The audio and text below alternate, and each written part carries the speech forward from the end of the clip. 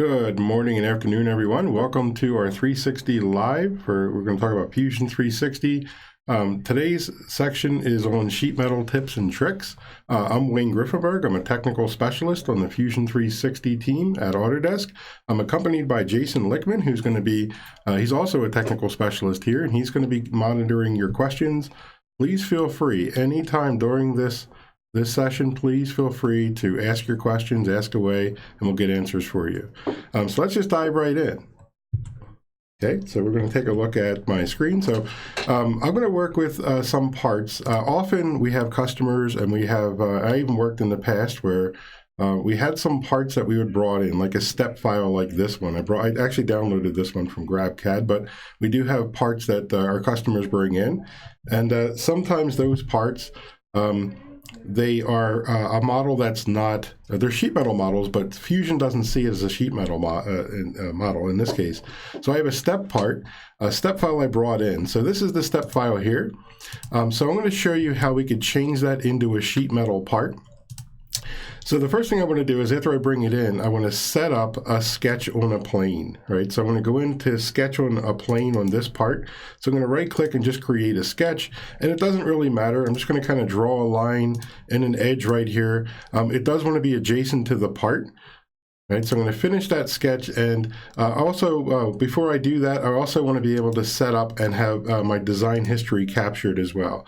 It's okay if that sketch is sort of floating there. I'm going to use that to create a sheet metal flange. So make sure you turn on your sheet metal, or actually make sure you turn on your capture design history. Right, so I'm going to select my sheet metal and create a flange. Now, it's important for you guys, keep in mind, when you create flanges, make sure you set up your rules to match the sheet metal part that you guys are trying to make. All right, so it's an important rule. The sheet metal rules have to match the bend radii as well as the thickness of the panel. All right, so in this case, I'm going to select that edge. I'm going to start to pull, actually I'm going to push a sheet metal flange into that edge. Right, so in this case, I'm going to flip the side too, and notice my sheet metal is too small, so I'm going to switch over to the sheet metal, in this case, aluminum in metric. It's a 2mm aluminum panel, so I set up my rule according to that feature. So I'm going to say, okay, now we have a sheet metal body as well as the body we brought in. Here's the trick. Okay, if you go into solid, right, and you're going to switch this over, you're going to go into modify, and you want to combine those features together. So I'm going to actually join the first target body. Make sure your target body you select is the sheet metal body. If it's hard to select out of the graphics view, select it off of the body in your browser, right? And then the next thing it switches over for the tool bodies. So make sure you select the tool body, which is your original body, and it joins them together and it consumes the sheet metal part. We say, okay, you'll see on the browser, we now only have a sheet metal body. So now you can apply all sheet metal rules. So if I go back over to sheet metal and I want to unfold this, now if I select all bends, I want to unfold this, I'm going to select my stationary entity, it's going to unfold that part as if it applied all that as a sheet metal part. So that's the trick. It consumed that part, the sheet metal part, and became a sheet metal part itself. So that is again, I want to stress the rule. Make sure you make your rules that match all the bend radii and your sheet metal thickness as well, or else it won't work. Okay, the next piece I'd like to talk about would be, in here, I actually kind of worked on a project where I was able to make some curved text around a sheet metal body. So I'm going to take you through the history. I'm not going to design it directly with you. So if I'm going to go back to the history, what I did is I created a sketch, and in that sketch, I created a curved sketch here like this, and I applied a flat. You have to make sure that you have a flat, and it can't be a completely closed circle. And so here I was able to get a sheet metal flange, and I kind of made that flange a little bit thick of the part. So I was able to add some text like this text. I flattened it out. Add some text, I did the unflatten, added some text on the top face, I added some text here on the bottom face just to show you that it's actually going to curve that around, and then in the end I was able to curve, and I unfolded it again or refolded it, and it made this 360 curved text face on the part. So you can use sheet metal. Sheet metal is one way you can actually get some curved text on a part. You can also transfer that over to a regular body. You can use that tooltip as well to be able to do that. Right, so the next thing I'd like to talk about was tapered flanges. So we had a customer we were working with some time ago, and I met him at the Haas demo days. He's a really, really bright guy. He was actually making these sheet metal flanges. He was working in the farming industry, but he was actually helping out a team making a new product for like hoods that would go over top of like stoves and such. And so they were making this part that they were trying to do where it didn't have a bottom, it was sort of open, and they wanted to be able to have these tapered edges all the way around, these tapered flanges, which is really difficult to do in sheet metal interface. So what I'd like to do is walk you through the history of this part. What I did is I'm going to take it back. I basically started with a flange. I just kind of drew a sketch of a rectangle, and I extruded that up, right? So I extruded this feature and I added a taper, and I have the dimensions matching what the customer, what he was looking for as well. And then I was able to do a quick, I did some fillets on some corners. I left one corner out, but I did some fillets, and then I was able to do a shell operation to shell it out to the thickness. This is 100 thousandths. And then I took one corner and I kind of trimmed it away. Right, so I have an open edge, and that's an important part too. You always, in sheet metal, you want to make sure you have an open edge, or else it's not going to unfold. That's the edge that we would end up welding later on, right? So, and then we're able to create a sheet metal. I did that trick that we did earlier, where I added a little sheet metal flange. It would get absorbed, and then we're able to actually unfold this part at the end to be able to machine it, right? To be able to do our laser cut or our plasma cut on the machine. So we actually have that tapered flange unfolded there, and I started with just a regular boss extruded with a taper. So that's one way, and again, that's one quick tip if you're trying to do tapered faces like this really quickly and easily. That's one way you can do it. Okay, and I'd like to kind of talk about another project. I know a little while ago, I was watching one of these 360 Live recordings that Brad Tallis did a few weeks ago on sheet metal, and he had a cardboard box, and it's pretty awesome. So if you guys have a chance, check that out. Look up Brad Tallis's sheet metal on working with cardboard. It was inspiring to me. I actually was working on a project where I had some Google goggles that we were trying to make, right? So I looked it up, and I went to the website. Let me bring it up real quick. There's a website you guys can get to, and there should be a link associated with this recording today that actually brings you to a place called DXF Projects, where you can download some DXF files that you can actually make your own Google goggles if you want to laser cut them later, right? So I'm going to walk you through that process. This is what they're going to look like in the end. Right, and I'm going to walk you through how to be able to get the DXF, import DXF, to be able to make it become a sheet metal part. In this case, it'll actually be a cardboard part. So that's the rules that I'm using to be able to make it a cardboard part, is being able to bring that in, and I'll walk through that process of bending it up. All right, so I'm going to start from scratch. I'm going to open up this part. I'm going to actually go into this origin here. First, I want to apply a rule, or actually, well, not so much a rule. I already have a rule set up, and I'll show you what that looks like. But first, I want to be able to apply the material. So I'm going to go to physical material. In this case, this is going to be a cardboard part. I saved one that I created that takes on the material of the cardboard part. So as we walk through, it'll have those properties to it. All right, so the next thing I'm going to do is I'm going to import onto this plane a DXF file. So I'm going to go up to Insert DXF. I'm going to select that DXF out of my project. So in my documents, I have it in a project, and there's a combined DXF that you can bring in that has the different components. So I suggest when you bring this in, you don't have to change any of these properties, right? So it's going to come in as centimeters, single sketch and all that. Don't change anything, just leave it the way it is. It's going to calculate, and it's going to actually translate to the right size for you. So I know you're tempted to be able to change that to inches, but just leave it the way it is, because it'll be weird when you scale it. Okay, so I'm just going to say okay, and it placed those features on this sketch plane. So I have three different bodies that I want to create, right? So I have the main folds of the goggles, I have the panels, and then I have the separator. So I'm going to create those 3 different components in my Fusion. So I have an assembly now. The icon changes over. This one's going to be my, oops, that's not what I meant to do, my Google goggles. I'm going to say Google goggles. Google VR goggles, it's easier to say.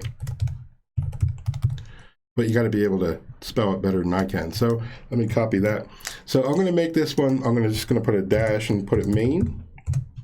So I have my first component. I'm going to add my second component while I'm here just to make my design process really quickly. I'm going to add this one. I'm going to call this one the panels.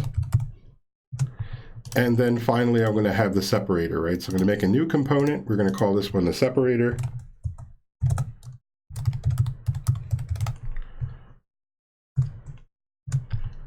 Okay, so the first one I'm going to work on is the main project, right? So I have my sketches in the background. I'm in my main part. And so now what I want to do is I want to start to make this into a flange, right? So in sheet metal, what I did is I created a rule, right? I created a rule that takes on the cardboard properties, right? The K factor, the bend conditions, and all that makes sense for the cardboard that I'm going to use, right? The thickness of the cardboard, and there are recommendations on that website on which different cardboard works best, right? So, so I have mine set up in here as a rule, and I just simply set it as a default rule. All right, so now I'm going to make a sheet metal panel, right? So I'm going to go into create a flange, and we're just going to select out of here the different flanges or the different faces that we're going to make a flange out of using that cardboard rule. I want to make sure I apply that rule down here. So now it takes on the thickness. I like to bend it up towards me, right? So I'm going to choose side 2 so that it takes the bottom side. So it actually extrudes the flange down to the bottom side, and I can continue using that sketch to bend it up, right? The sketch will then get absorbed, so I'm going to turn the sketch back on. And now I'm going to start to fold it and bend it the way you would actually do it in the physical real world, right? So under Create, choose Bend, and I actually set up a shortcut key. You can do that by clicking these 3 little dots here, and you can set up your own keyboard shortcut. Now, I called it B for Bend. You can call it whatever you'd like. So in here, I'm going to start a bend. I'm going to select first the face that's going to be static, if it's going to be the stationary side, and then I'm going to select the edge that I want to bend. I'm going to flip that, in this case, I'm going to flip it so it goes up to the top. I'm going to repeat that process through until I make a bend. Right? I'm going to continue that until it starts to fold the Google goggles the way I expect it to. So all I'm doing is right-click, dragging up, and it repeats the last command. So in here, we'll grab this little flange right here. Then we're going to fold it up like that. And the same thing for this flange, we're going to fold that one up. So now we actually have the folded up Google goggles the way you'd expect to see it in the real world. And if you're ever you want to go make this, and you can cut it on your laser cutter, you can always go back and make a flat pattern, right? So if I click flat pattern and grab this as my flat stationary face, it'll actually create a flat pattern that you can bring over to your laser cutter. You can bring it to, you know, whatever cutter you'd like to be able to make this part out. And if you guys want to get more information on how to cut it out, again, I would go back and look at Brad Tallis's video on when he made sheet metal, and he did a cardboard cutout. He does a great deep dive into that, so I recommend watching his video. So in this case, I'm going to exit out of the flat pattern. What I would like to do is I want to show you guys a little bit of a way to assemble things like this, right? So I'm going to finish making these panels in here, and then we're going to talk about a different way to assemble it using joint origins, right? So let's go and make the other panel. So I'm going to switch over to the panel itself, and again, I'm going to start to fold these guys. So I want to make a new flange out of those components. Now keep in mind, I switched over and I enabled or activated my panel component. Don't forget to do that, or else it's going to put the body inside of your main, and it's going to be weird when you go to assemble it. So I'm going to select these different panels. Got to keep in mind there might be some little edges in here that represents where it folds. Okay, and it applied my cardboard rule.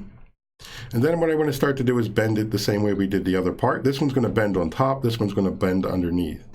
Right, so we're going to start to do our bend. Again, I can press my B key, select my stationary side, and I'm going to select my bend side on here. So this one's going to bend. It's kind of hard to see in this screen a little bit where my bend lines are.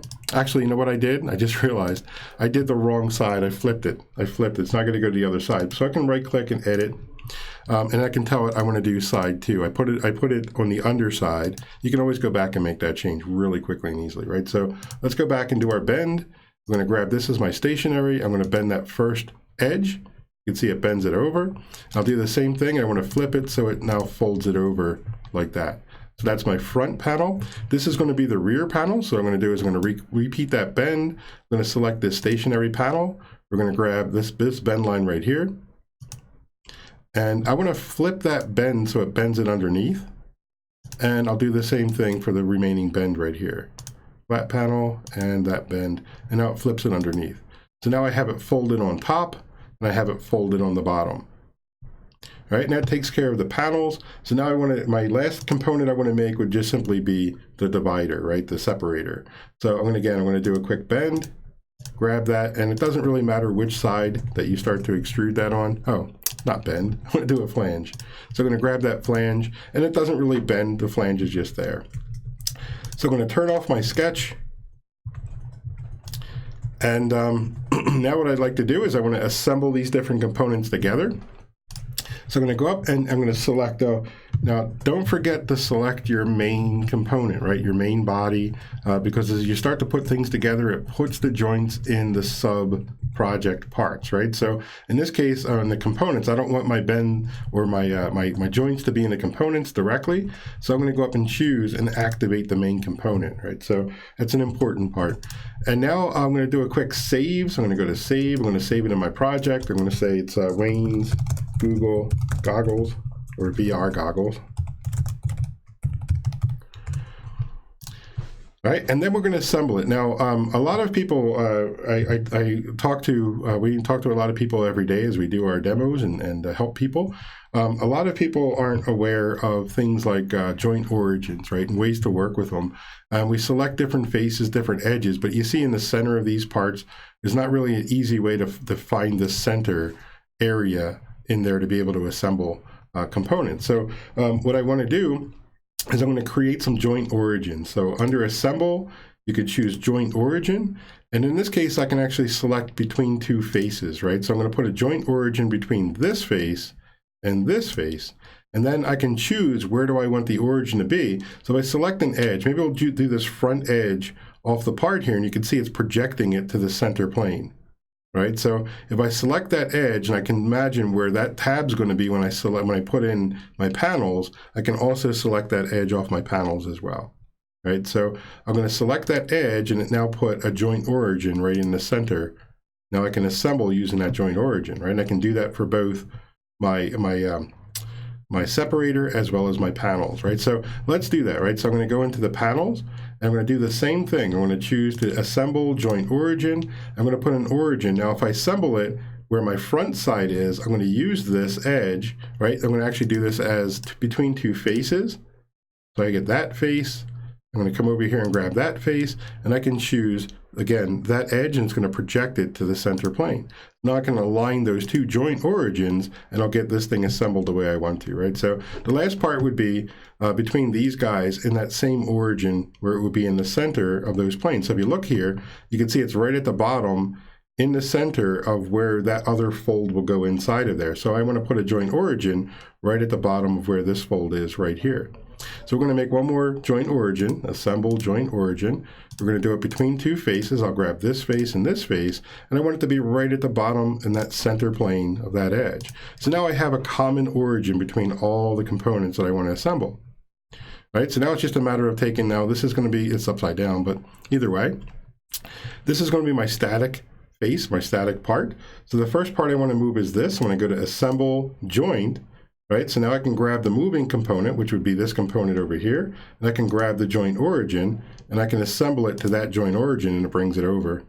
Now, technically, I probably want to do the separator first because I won't be able to get it in there. But as I'm walking through, I can always go and change the steps in which I do this. So it looks like it's a little bit high. I might not have grabbed the right spot on there. But what's cool is you can actually just move it around and position it the way you would see it. Looks like I actually folded it too big there, but yours is going to come out perfect, not like mine, right? So so now I was able to use that joint origin and get it in the center there, and of course I can hide this component, or I can move, you know, my order of operations up a little bit. So now I want to be able to get this part in the center as well. So I'm going to go to Assemble, Joint, grab that joint origin right there, give it a say, there we go.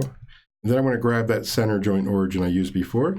It kind of gets consumed and it's hidden by the joints that we made. You can always go back into the main panel, and under here you have a joint origin that's associated with the main panel, and you can actually select it out of the browser. And then you can put those pieces together really quickly, right? So I can position it, move it over, move it up, and now I have that one positioned. So in the end, you end up with your assembled Google goggles that match what you're going to make in the end. You can get dimensions off of here. You can also unfold and make flat patterns. You can make flat patterns of all those different components that you created, so you can cut them all out in cardboard. You can even put them all together in one assembly if you'd like to. So in the end, you end up with Google goggles that you can actually go up and see and start to see in 3D. Put your iPhone or your Droid phone in there as well, and you can start to see that in 3D. Cool. So at this point, I'd like to ask and see if there's any questions. Yes, Wayne, we have a couple of questions from the audience asking about the tapered part. Yes. Can you bring that one back up and explain that in more detail? Absolutely. I'd be happy to. If you'd like, I can walk through this step by step. Yeah, I think what they're asking is show the workflow as if you were designing it, the regular way, and what the challenges would be, and then show your method in detail. Absolutely. Yeah, that's good. Thanks, Jason. So let's do that, right? So what the problem would be if I want to make a tapered part like that, right? So in Fusion, let me close these out real quick. Save sheet metal flange. So part of the problem today with our sheet metal interface, it doesn't enable you to do a tapered flange and then attach another tapered flange. So if I walk through that process, let's say I'm going to start with a sketch in this plane. And so I'm just going to start to draw a rectangle, and we'll make it a 4 by, let's say, 12 rectangle. And this rectangle, we wanted to have a tapered flange, almost like a trapezoid. So I'm going to put a center line, and that center line we're going to make vertical, horizontal, vertical. And so I'm going to actually change that. So I'm going to get rid of these vertical constraints, and we're going to add a vertical constraint to the center line. And I want that to be truly a center line. So anyway, so I'm making this tapered face that I can kind of pull in, and I'm not going to be too strict on the dimensions, but let's say we have this tapered face, but then we want that tapered face to be all the way around. So part of the problem today is being able to create a flange that you can actually make it a single flange going all the way around. So in this case, if I want to make this a sheet metal flange, select that flange. I can, again, apply, let's say, my 1/8 inch thick. And now the next thing would be to take a flange off of this edge, and you start to pull a flange. But the problem is it's no longer has that taper, and we can't really add that taper in there to make the next flange. So as you continue to work your way around and add another flange, it's going to be angled and go in the wrong direction. So you'll see quickly that you're not able to keep those sheet metal constraints, right? Then you'd think, well, maybe we can start a flange from the bottom up, right? Something like this, and then be able to create a flange in here. And then say we make a rectangle, and that'll be the base of our flange, right? And so if we actually make that and turn it into a sheet metal flange like this, I'm going to make that a little bit smaller. And so now we have this base flange, and you would think that you'd be able to take flanges off the edges, maybe this edge, this edge, this edge, and apply your bend rules and apply your flange rules and be able to bend it like this. Well, you run into a little bit of a problem where, yes, you can get that taper, right? But you'd have to cut all this material away and then weld it and be able to get that finished on the end. That's a lot of extra work to be able to have to cut the bottom off of this. So the way I worked with it was just basically starting with a simple rectangular part. And I'll walk you through what I did. So I'm going to make this rectangular part, and we'll make it like a center rectangle. And let's say this one's going to be 12 by 12. And I'm going to start to extrude this as a simple solid part, right? So a solid body we're going to extrude up, and we'll make it go up like 6 inches. And I'm going to add a taper onto this, right? So I'm going to go negative, let's say 25 degrees. So now I have that basic tapered shape that we're looking for in our model, right? So, or at least what we want in the end of that process, right? So knowing the type of sheet metal and what the bend radii would be, I'm going to go in here and add some fillets, right? I like to use the press pull because it's like the Swiss Army knife, right? So it's like the multi-tool of tools that you would use, right? I'm going to leave one edge just kind of hanging out there, right? So actually, you know what? Yeah, we'll put the fillet. No, we'll leave the fillet off. So I'm going to say I have those 3 edges, and I want to pull those into, let's say, a 1/4 inch radius, right? So I have a 1/4 inch radii, and now the next step is I want to be able to shell that out. Right, so now I'm going to make that, let's say, 100 thousandths thick. So I have a 10 gauge, 100 thousandths thick. And what's cool is it's shelled to the bottom, right? But if I hold Control and I click the bottom, it shells all the way through. Right, so that might be something that I think a lot of you might not have known. You can hold Control and select multiple geometry when you do a shell, and you'll be able to shell it all the way through. Right, so we have that shell. Now the next thing I want to do is I want to cut this edge away, right? So there's a couple different ways. You can put a plane on here. I'm actually going to put a sketch, create a sketch on that edge. And I'm just going to kind of draw around. I'm not really worried about what the shape would be because I'm just going to use this as a cut feature, but you guys can work with that shape, right? So you're going to minimize the room that you have to weld. So this is really going to just cut through that corner, right? And I want to be able to cut that entire geometry off. So again, you can choose the thickness. You can make this exactly what, 100 thousandths, whatever you need it to be. And so what I'm going to do is I'm going to extrude that through just so I have an open edge, right? That's really what I'm looking for in there. It's just that open edge, and you can extrude it as you need to. And if your sketch isn't right on that same plane, you could choose 2 sides and then cut it all the way through. So the main point is that I have a width in here that has an open tangent edge, right? So the next thing I want to do is I want to apply that trick we just learned earlier in the beginning of our live 360 live today, is being able to turn this into a sheet metal part from a solid body. So that's why I'm going to grab this edge right here, and I'm going to put a sketch on there. And it seems like it's a bit of a long way around, but at least it's a way that we can get there, right? So I'm going to grab an edge like this. I'm just going to put like a flange and maybe even push it in so it gets absorbed, right? So let me do a quick extrude. Actually, I'm going to do a sheet metal flange. And remember, it has to match the rule, right? That's the important part. Now it's going to be a little off, right? So I'm going to flip to the side too. I'm going to actually pull that so it gets consumed into the model. Now, remember, the rule is you have to make a rule that matches the bends that you're looking for, the bend radii, as well as the thickness of material, right? So make sure you make your rule that matches or else it won't work. So I'm going to go into this one. Actually, I have 100 thousandths of a stainless. I probably want to pull this one out because I just want to actually cut that one. So I'm going to do side 2, as long as they're adjacent with each other. And then what we can do is we can cut that off later, right? So now in my bodies, I have my original body I created and my sheet metal body. So I want this original body to now absorb and take on the sheet metal properties. So in solid combine, go down to combine. Now I want to be able to use my target body is the result that I want, right? So that's going to be the sheet metal body, right? And I'm going to do the join, and my tool body is going to be the sheet metal body. Going to join them together, okay, and now we have a sheet metal result, right? So, and if you want, you can easily go and take this little tab, right? I'm just going to grab the faces. You can put a box around, right? So just to be thorough, I'm going to grab these little faces, make sure I can delete this little thing out of here. We don't need it anymore. So now I have that essential shape that we're looking for. And so now if I go into here and I do an unfold, if I go to sheet metal, it now takes on the sheet metal properties. I can unfold, and it unfolds all bends. Right, so that was really the purpose of why we did that, because it's something that is not easily done inside of the sheet metal workspace. So hopefully that's been a good tip and help you if you're ever working on a part similar to this, that you can draw as long as you have your thickness and your rule that matches and your bend radii that matches. As long as you apply those rules, you can make it a sheet metal part. Hey, Wayne. We're doing great on time. We're about 30 minutes into your webcast, and I think we might have just enough time to show one more really cool sheet metal trick. What do you think about showing everyone how to make a cone out of sheet metal.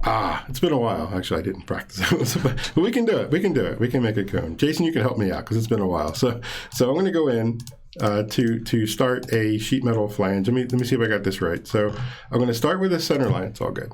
You start with a center line in here, and we want to be able to revolve around that center line, right?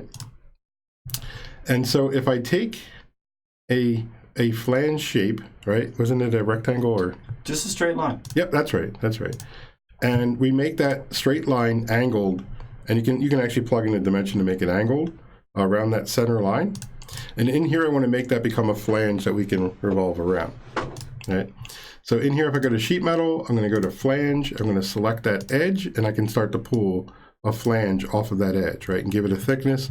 In this case, I'm going to choose, there's my 100,000. I actually drew this really tiny, but you could do that as well, right? So it's the flange shape.